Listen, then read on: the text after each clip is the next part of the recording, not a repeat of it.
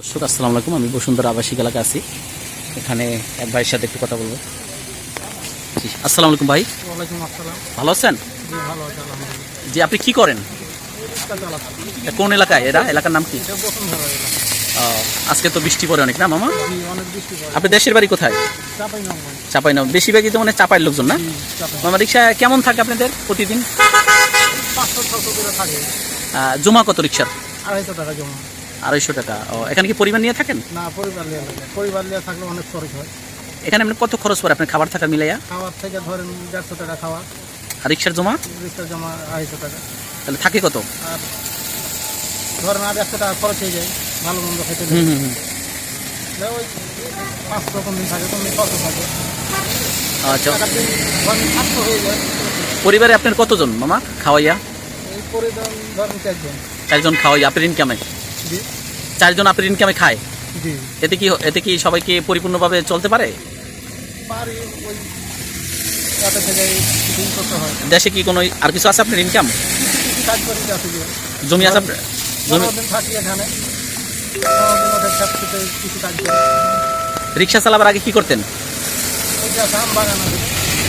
আপনার জীবনে ইচ্ছা ছিল কি কি হওয়ার ইচ্ছা ছিল আপনার জীবনে? আমার জীবনে ইচ্ছা ছিল তো সিএনজি মিঞ্জি কিনতাম, পাচ্ছি না কিনতে। পারেন নাই। এখন আর সামনের চিন্তা আছে কি, সামনের ইচ্ছা আছে কি? আছে ইচ্ছা আছে, এখন দেখা যায়। সিএনজি টিএনজি কিনবেন না? জি রাজশাহী কোন থানা আপনার বাড়ি? ওইটা ঠিক থানা পড়ি। আজকে কি বৃষ্টিতে কি ট্রিপ নাই? বৃষ্টিতে কি ট্রিপ কম না বেশি? ঠিক মানে গাড়ি বেশি, অনেকটা গাড়ি বেশি তো কারণ মিলে একটু কম, আচ্ছা, লোকজন বাড়াইছে না। এখন আমাদের দেশ তো স্বাধীন হয়েছে জানেন না?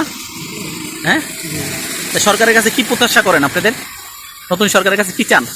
প্রথম সরকারের কাছে চাই যে ব্যবসা যেন ভালো হয়, ভালোভাবে চলে, ভালোভাবে যেন চলে, মানে আমরা শান্তি চাই। শান্তি চাই। ঠিক আছে মামা, তাই ভালো থাকেন। হ্যাঁ, আসসালামু আলাইকুম। ওয়ালাইকুম রিক্সা চালান কোন এলাকায়? বসুন্ধরা। জমা কত? 250 টাকা। কেমন থাকে? 500 বাদ দিলে এই 4 মাসে এরকম পায়। সংসারে খাওয়াইয়া কতজন? হয় আছে 7 জন। এই বয়সে গাড়ি চালাইতে আপনার কষ্ট হয় না? কষ্ট তো এটা ছাড়া তো অন্য কিছু করতে পারি না। অন্য কিছু কি আগে করতেন? আগে তো অন্য কাজ করতেছে, কিন্তু বাড়ি কাজ কোনো করতে পারি না। তো পরিবারে খাওয়াইয়া কতজন আপনার? 7 জন। আপনার একার ইনকামে? হ্যাঁ আর কেউ কিছু করে না? না, তাহলে কিভাবে? এটা অনেক কষ্ট হওয়ার কথা তো। অনেক কষ্ট মানে- পাই। এটা বসুন্ধরা এলাকায় গাড়ি চালালে জমা কত? গাড়ির বিল কত? 250 আর খাওয়ার টাকা এগুলা নিজের বাসায় খান? না মেসে মেসে কত যায় খরচ? 170 টাকা।